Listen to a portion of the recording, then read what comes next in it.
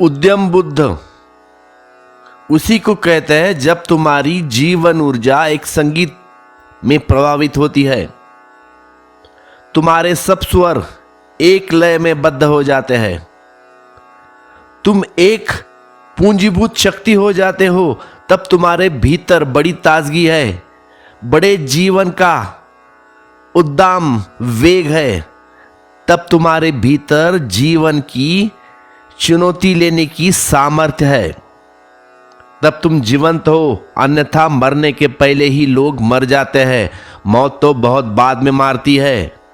तुम्हारी नासमझी बहुत पहले ही मार डालती है। विषय रस में अशुभ देखते हुए विहार करने वाले, इंद्रियों में संयत, भोजन में मात्र जानने वाले, श्रद्धावान और उद्यमी पुरुष को मार वैसे ही नहीं डिगाती जैसे आंधी शैल पर्वत को। आंधी आती है जाती है, कोई हिमालय उससे डिगता नहीं। पर तुम्हारे भीतर हिमालय की शांत संयत दशा होनी चाहिए। हिमालय एक प्रतीक है, बहुत शैल्य शिखर।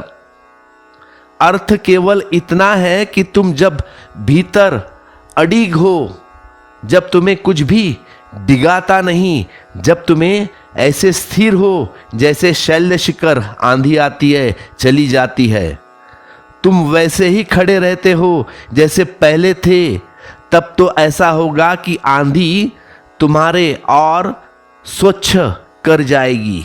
गिरना तो दूर, तुम्हारी धूल झखाट झाड़ी जाएगी, तुम्हें और नया कर जाएगी, ताजा कर जाएगी।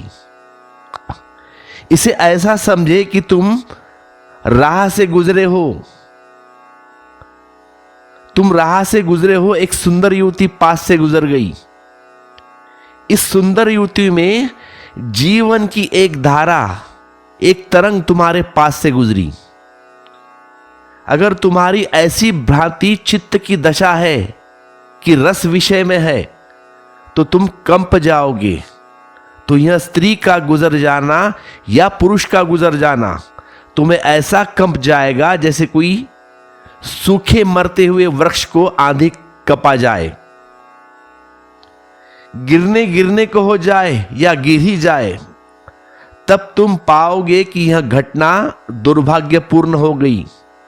लेकिन अगर तुम संयत हो, अगर तुम शांत हो, अगर तुम मौन हो और अडिग हो, अगर ध्यान की तुम्हारे जीवन में थोड़ी सी भी किरण उतरी है, अगर तुमने थोड़ा सा भी जाना है कि चैतन्य का शांत हो जाना क्या है, तुमने अगर अपने भीतर बैठने और खड़े होने की कला थोड़ी सी भी सीखी है, और उस घड़ी में जब एक सुंदर युवती पास से निकली या एक सुंदर युवक पास से निकला, अगर तुम अपने भीतर ध्यान में खड़े रहे हो, तो तुम पाओगे कि उस स्त्री का सौंदर्य, वह जीवन की धारा तुम्हें निखर गई, तुम्हें ताजा कर गई, तुम्हें प्रफुल्लित कर गई, जैसे आंधी निकल गई और वृक्ष पर जमी हुई धूल वर्षों की झड़ गई।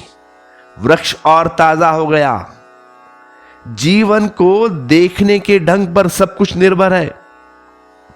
अगर तुम्हारे देखने का ढंग गलत है, तो जीवन तुम्हारे साथ जो भी करेगा वह गलत होगा। तुम्हारे देखने का ढंग सही है तो जीवन तो यही है और कोई दूसरा जीवन नहीं है, लेकिन तब तुम्हारे साथ जो भी होगा वह ठीक होगा।